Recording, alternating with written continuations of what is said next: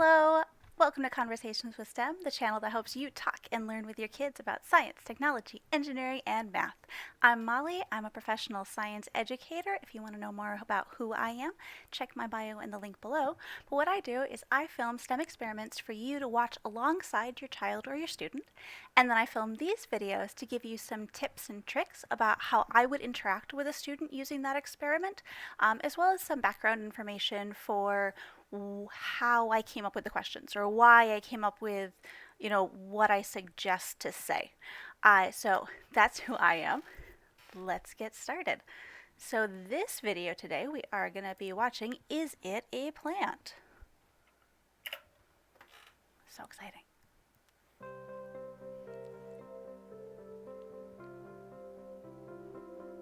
All right, so I'm going to pause it right off the bat really quick.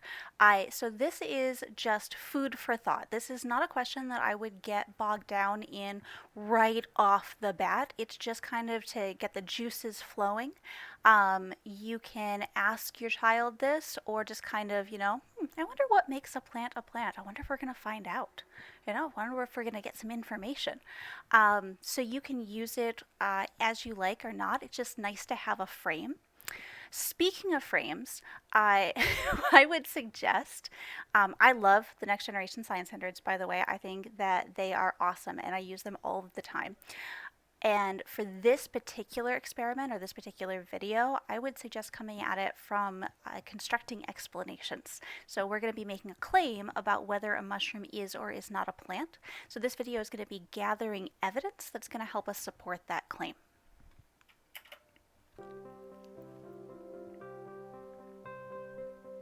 So what plants can you think of? What do they have in common? So what I would do to start is I would get a piece of paper or a whiteboard, I would hand it to your child, and I would give them a time limit, maybe 2 or 3 minutes, something small. And I would say, write down as many plants as you can think of before the timer goes off. And just have them kind of beat the clock. How many things can they think of? It gets them excited, it gets them engaged, it's just like a fun little activity. And the timer also helps give a definitive end, because otherwise you might be stuck there for the entire day writing down all of these different plants. So it's always good to have a timer. It's always good to have a countdown. And you can also, if writing is not your child's strong point, you can have them call out things and you write down as fast as you can in order to still get that list. And then if none of this is accessible to your child for whatever reason, what you could also do is go out for a walk, take a camera or a phone, and have your child point out plants that they see, and then take a picture, or have your child take a picture, and by the end when you come home you should have a nice collage of different plants and you can use that as your list. So whatever method you need to use in order to get a nice list of plants. And then take a look. What do those plants have in common? Is there anything that all of those plants have? And I would just have your student kind of think, oh, maybe they all have roots. Maybe they all have a part that's green. Do they all have flowers? I don't know that that tree has flowers. Does that tree have flowers? Maybe not all plants have flowers. It's a good question. And so right off the bat, you're already having that child kind of notice and wonder and question what it is that plants really do have in common.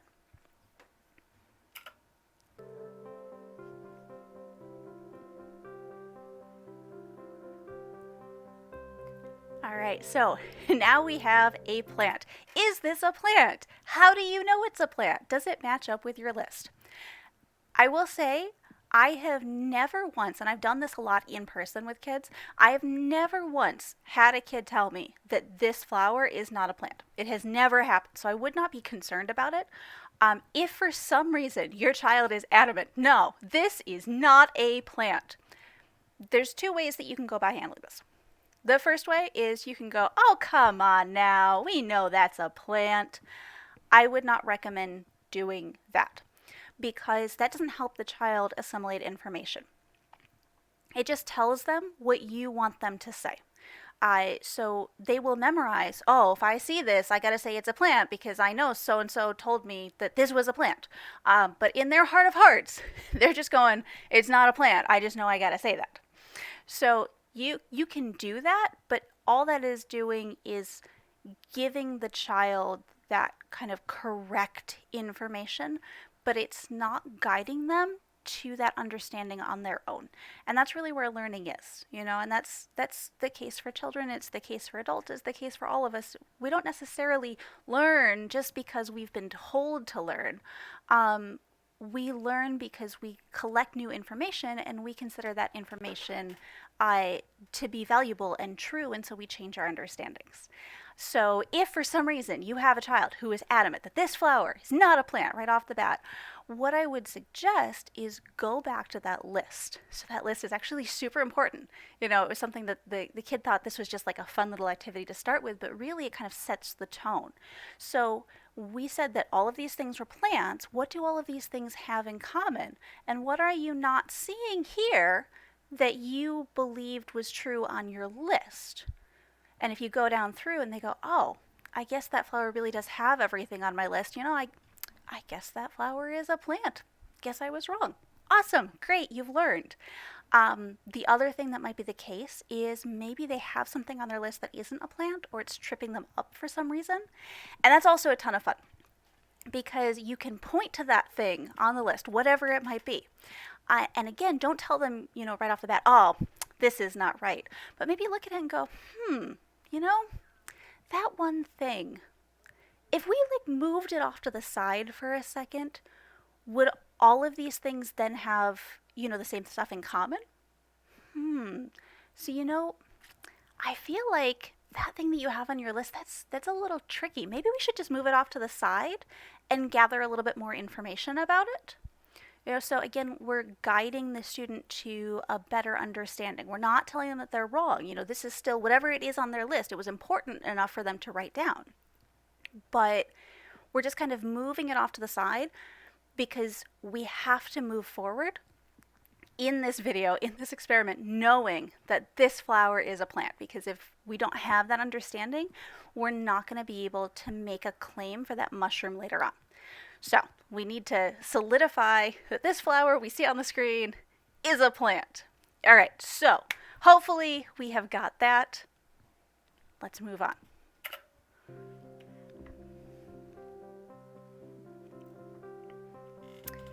So now we're going to take an up-close look at this plant. We are going to do a flower dissection. And what I love to do with things like this is notice and wonder charts. Notice and wonder charts are huge in the educational world right now.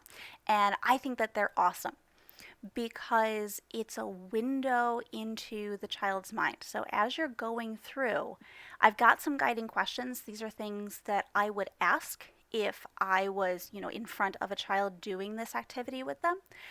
But there isn't necessarily right or wrong answers for this flower dissection or for the mushroom dissection. It's what does the student think is important? Oh, I noticed that this flower has yellow petals. Awesome. That's a great noticing. It's not wrong. There's no wrong answer. Although I suppose if they said it has red petals, then maybe you might want to check on them. But other than things like that, whatever they notice it's important to them. And it's also really great because it gives you understanding into what they are noticing.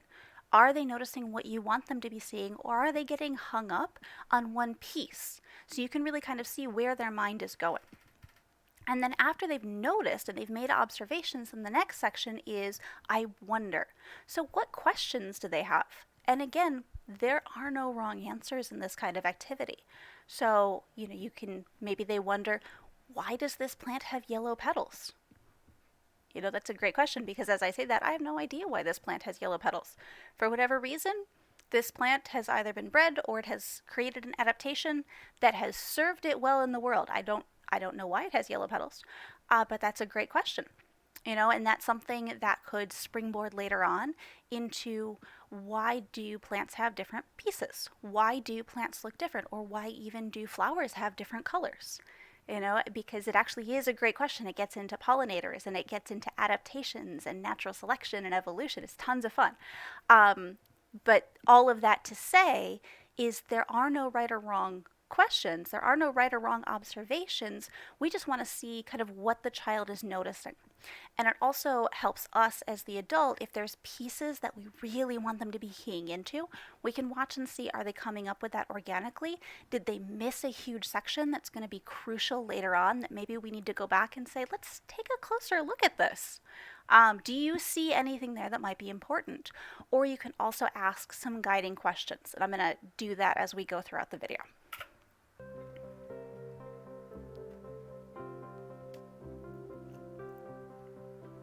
Oh, I'm going to pause this really quick. Don't use knives without adult supervision. If you are watching this and you are not an adult, and you want to do this experiment, make sure that you get an adult or an adult-like figure to use a knife. I just feel like I have to say that.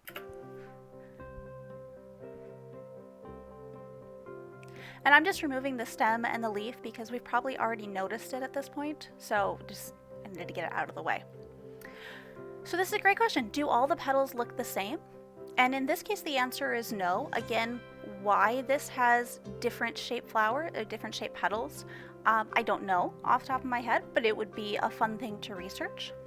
So I'm going to pause it really, really quickly because the other thing to note, if you are planning on doing something like this, as an actual activity, which is tons of fun, and you totally should. You can get flowers from the grocery store and just go to town and pull them apart and look at the different pieces with your child, and it's a really great activity.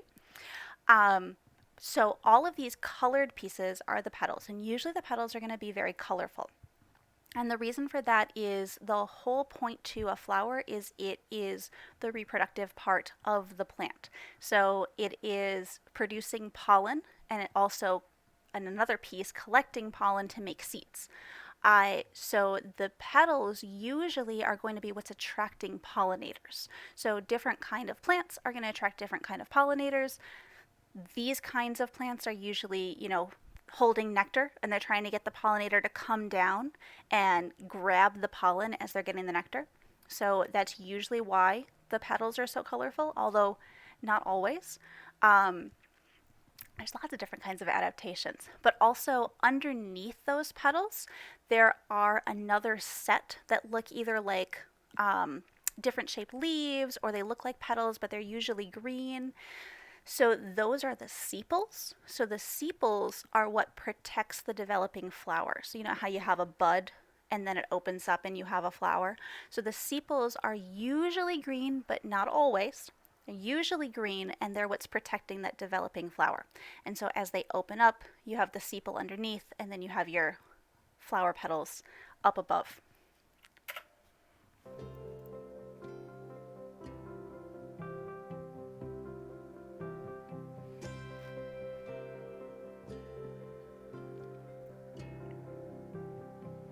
Ooh, so what do you think these are? What do they look like? These are questions I would be asking the student. Do they all look the same? Do they look different? These have larger pieces on top. These are smaller. They've got some kind of yellow powder. Like, that powder comes right off. That's so cool.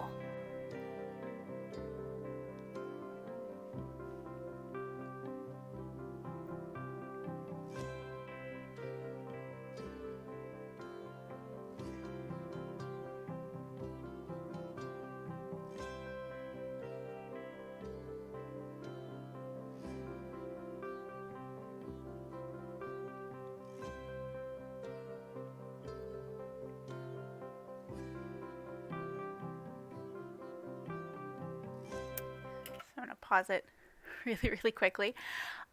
So full disclosure, I thought that I had filmed the pistol, and then when I went back and I looked at my footage, I had not filmed the pistol, and I said, that's totally cool. I will just go grab another flower from the grocery store and I will refilm it. And then they didn't have any, so I don't have any footage of the pistol.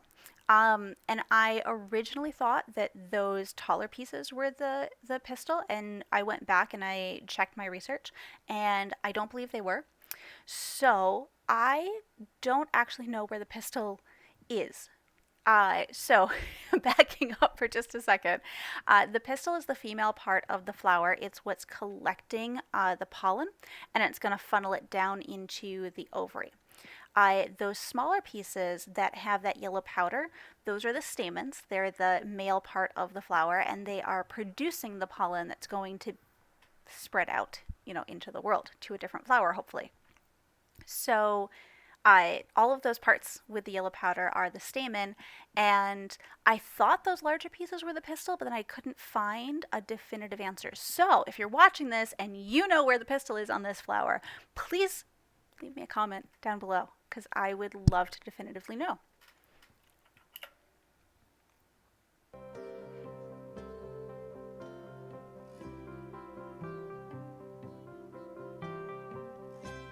But this is also where you don't have to be an expert to do this. So I'm going to pause it for 1 second. That's a terrible screenshot, but I'm going to leave it anyway. You don't have to be an expert to do science. And I say this all the time because nobody ever believes me, but it's really the truth. You don't have to be a science expert to do science. Just start. Ask these questions. Watch this with your child.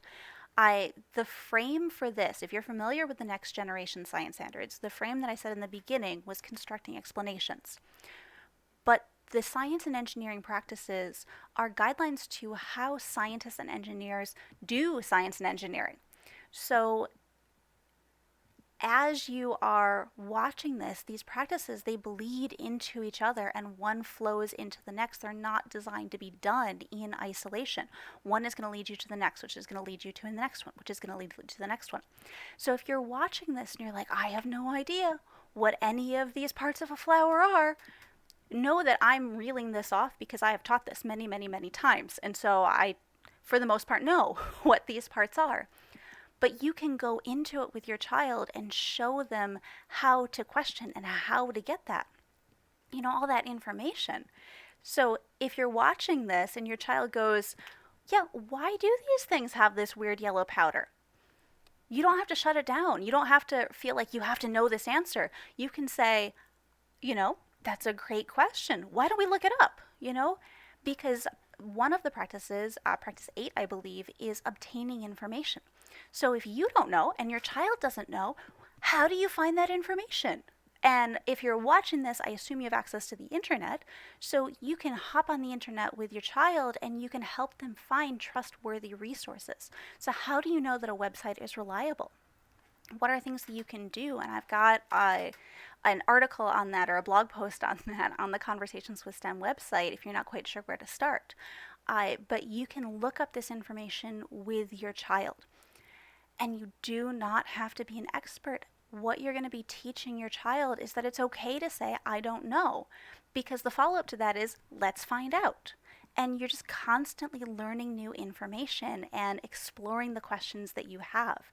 And it's such a great thing. So I don't want you to feel intimidated that you don't know what all of these pieces are, because that's part of the fun in science. That's part of the fun in STEM.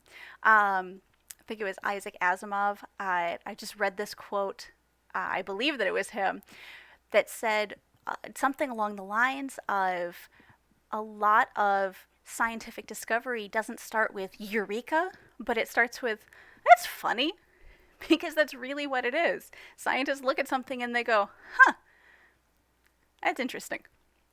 And they pursue from there. They form questions and then they try to answer those questions and they do all kinds of investigations to answer them. So I just wanted to kind of put you at ease if you were feeling a little intimidated.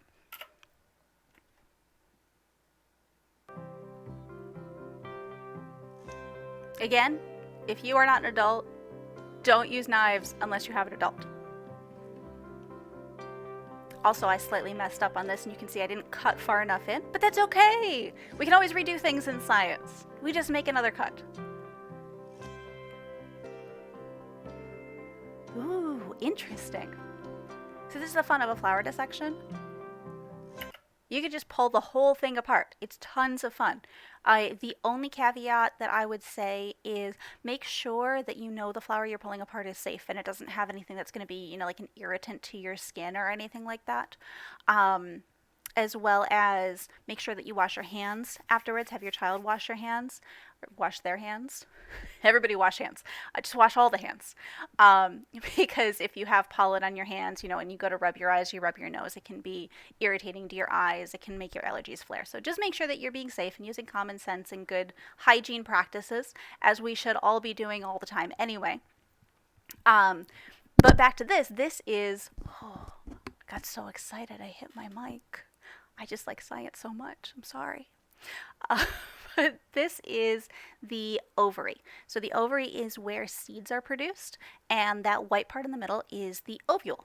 So remember I said the pistil was the female part. So the pistil, the pollen lands on the pistil, and then it travels down through to the ovary, and where it hits the ovule and it fertilizes the seeds. And then when the flower dies off, you have that little seed pod. And then you have seeds, and then you have new plants. It's exciting. Circle of life.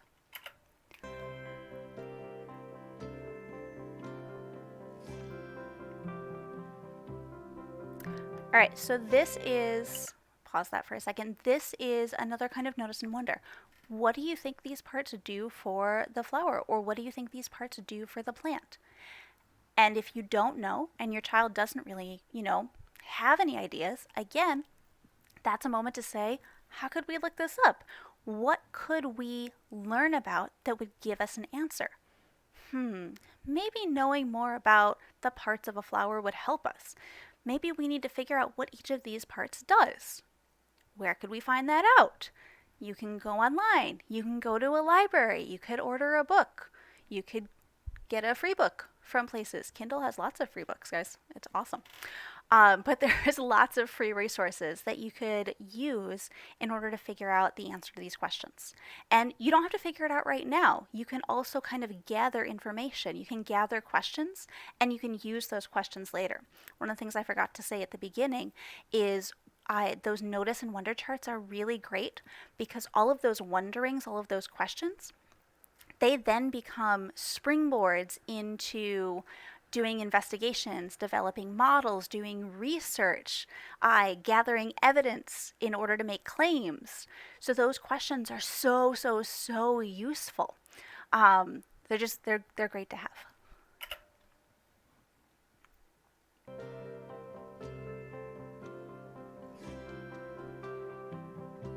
All right, we're done with the flower. So what is this? Is it a plant? And again, most students are going to be like, no, it's a mushroom. Well, is a mushroom a plant? How do we know? And I always do these silly hand motions because you gotta have fun. You don't want to put kids on the spot. It's not fun. But so, how do we know a mushroom is not a plant? Oh, maybe it is. Is it a plant? I have no idea. Maybe we should take a closer look. So, let's do a mushroom dissection. And as we do the mushroom dissection, again, noticings, wonderings, and we can also start doing some comparisons. What do we see on the mushroom? What do we think it's for? Is it similar to the plant, or is it very different from the plant? And you can start, right off the bat with this picture. Is this image similar to a plant or different from a plant? What do you see?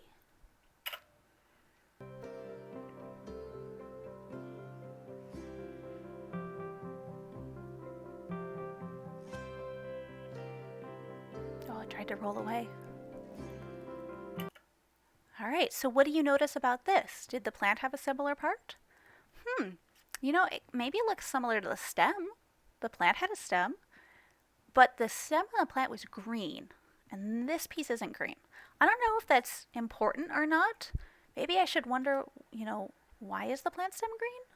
See, there's lots of questions that you can kind of come up with, and you can feel free to ask these questions with your child.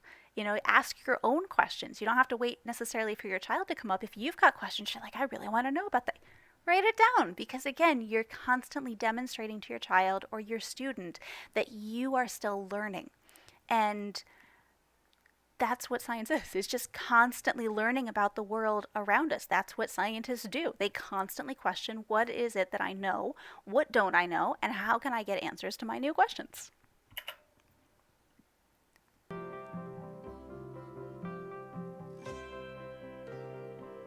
So what about this? Is this similar to a plant? Did the plant have a part like that?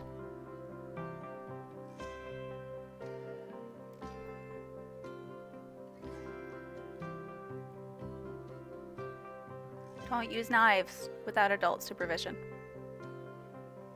Just don't do it. Let's cut it apart. You can also break it apart too. I just wanted a clean line. Ooh, what are those? You know, I have students all the time that tell me they look like fish gills. And they're called gills. And then I have students who are very confused because they say it's a gill, like on a fish. It's named a gill because it looks like fish gills, but they don't do the same thing at all. Uh, so these are gills of the mushroom, and they are where the spores are held and developed. So where you had the ovary with the ovule on the flower, the spores are in between those gills, and so as the mushroom develops, it will open out, and then those spores will fall. So it serves a similar purpose, but it looks in no way similar to the plant, which can be a really great discussion. So you pose this to your child, and what's more important, the thing that it does or how the structure looks? And it's just a fun discussion to kind of have and have them think about. And I'll put it up on the Conversations with STEM site, but you can also just do a really fun spore print. So you just literally take a mushroom, pull the stem off, and then put the mushroom on a piece of paper and leave it. I usually put it on the top of my refrigerator and you just leave it for a few days. And as the mushroom opens out, the spores will all fall on the piece of paper, and then you actually have a spore print. And it's just a fun thing to do. It's just kind of cool to look at. I think that was the end of my sentence. So I'm just going to go back to the video.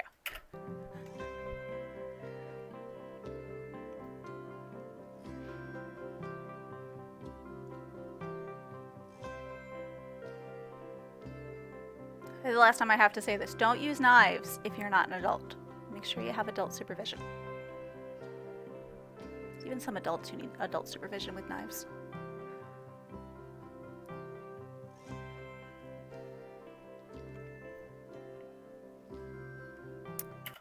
All right, so we've looked at the parts of a plant. We've noticed, we've wondered, we've looked at parts of a mushroom. We've noticed and wondered. So now it's time to compare and contrast. Are the flower and the plant very similar, or are they very different from each other?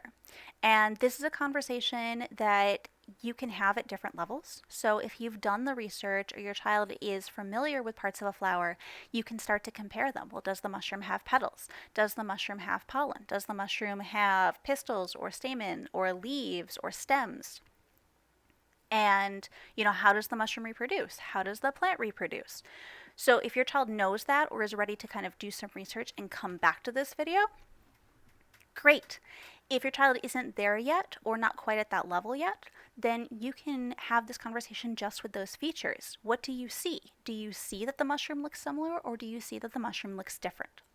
And there's a couple of really, really important pieces in order to definitively answer this with, I think a mushroom is or is not a plant. One of those being, first and foremost, the mushroom is not green. I've never seen a green mushroom. If you've seen a green mushroom, please leave me a link down below because I would love to see a green mushroom. That would be really cool. But mushrooms aren't green. And you may have discovered it from the list already. It may be something you want to go back to. Just about every plant has a piece on it that is green. Why are plants green? Maybe we should look it up. Are all plants green? Why are plants green? It's a great question, and it really is a great question. And the answer, just in case you didn't know, is that plants are producers. So they're autotrophs. They produce their own food. And with very few exceptions, most of them being bacteria that live way down deep in the ocean where there's no sunlight, plants are the only things on Earth that produce their own food through photosynthesis. So plants use sunlight to create their own food. And the green part, or the green coloring, is a feature structure in the plant cell called chloroplast, and that is what converts sunlight to food. So that's why just about every plant has a green part, because it uses those chloroplasts to photosynthesize and make its own food. It's great. Mushrooms are not green. So If plants are green because they make their own food, and mushrooms aren't green, can a mushroom make its own food? That's a great question. Maybe we should look it up. Maybe we need to do some more research. Your child can do the research. You don't have to do the research. I will tell you the answer, which is that mushrooms cannot make their own food. They are not producers. They are, in fact, consumers. Specifically, they are decomposers. They have to break down dead and decaying things in order to consume the nutrients. So they are heterotrophs. They're not autotrophs. That's a really big difference, you know? Also, you can ask your student or your child, where do we find plants? Do we find plants where it's very sunny, or do we find it where it's very dark? You know, what would happen if we put a plant in a really dark cabinet? Would the plant do well? And the answer that I will tell you is that it would not do well, because plants photosynthesize. They need sunlight. Where do we find most mushrooms? We do find them in the ground. That is similar to plants. But where do we find them? Usually in dark, shady places. They don't need sunlight because they are getting their nutrients from somewhere else. So those are a couple really, really big differences, but also they don't have many of the same parts. They don't have flowers, they don't have pollen, they don't have ovaries.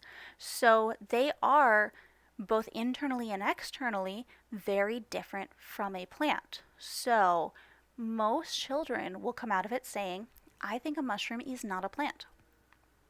And if your child is saying, you know, I really think that it is a plant, that's a cue to maybe go back again to your list. All the way in the beginning. I told you that list was super important. What matches on the list? Are there many things that match?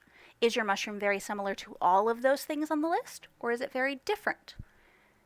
When a child is looking at an understanding that's incorrect, we want to really try to figure out where is it that they're coming from, because they're using some information from somewhere in order to make that claim. They've got evidence. That evidence may not be correct, but they've got it in their heads. So if we can figure out what is it that they are using as evidence, then we can start to have, you know, a discussion with them about, well, what about this? You know, and what about this piece of the mushroom? What about that piece? And all of these things being very different, do you truly think that a mushroom is a plant? And I have again, I've done this activity many, many, many times. And out of all the times I've had that conversation, I had one student who walked away and she's like, no, you know what? I'm not buying it. This mushroom's a plant. And I was like, can you appreciate all of these things that tell you it's not a plant? She goes, yes. I said, can you put on a test that the mushroom isn't a plant? She's like, yeah, but I still think it's a plant. I'm like, okay. So, can't win them all, but look for that evidence and see if you can figure out what it is that they are pulling from in order to make that incorrect claim. Because as you require them to give you more and more evidence, that claim is going to start to break down. You know, if you have enough time to just keep going and say, write all of these things down or explain these things to me, then eventually that claim is going to break down due to lack of evidence, and you're going to see, wow, all of these things on the not a plant side, that list is much longer than the things on the is a plant side. Because I think usually the only thing you could say is it grows in the ground, which is also not always true. They grow, you know, on dead and decaying things, and not green.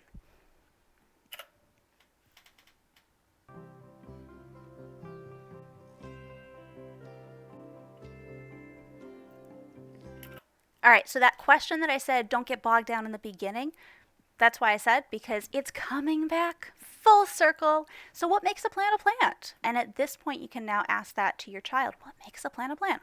What do plants have in common?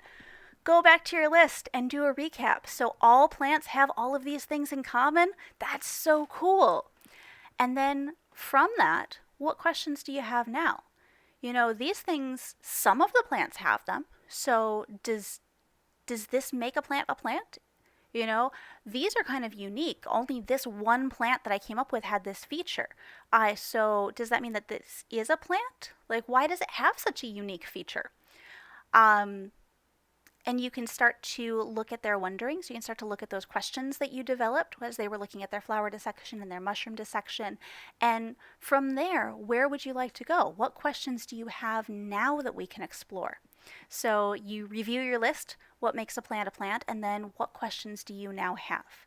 Because if nothing else, I want to leave you with that you may run out of time to do science, but science is a continuous process. We never run out of questions, ever. There's always another question to ask. And that's one of the cool things about science, is that it isn't, this black and white, get the answer and move on. It's, here is an answer. Is this a good answer? Is this the best answer? Now that I have more information, is this still a good answer? Do I need to change the answer? Well, now I've got a question about this, and it just keeps going forever and ever. It's the song that never ends. I think I just dated myself a little bit. Lamb chops play along? No? Moving on. All right, so to recap some of the teaching tips in this video: 1, make a list of plants. 2, discuss what the plants on that list have in common. 3, watch the flower dissection and have your child notice and wonder. 4, watch the mushroom dissection and have your child notice and wonder. 5, compare the mushroom to the flower and use your observations to determine whether the mushroom is a plant. 6, review what plants have in common. And 7, celebrate that you did science. Thank you so much for watching, and hopefully we'll see you soon for another Conversation with STEM.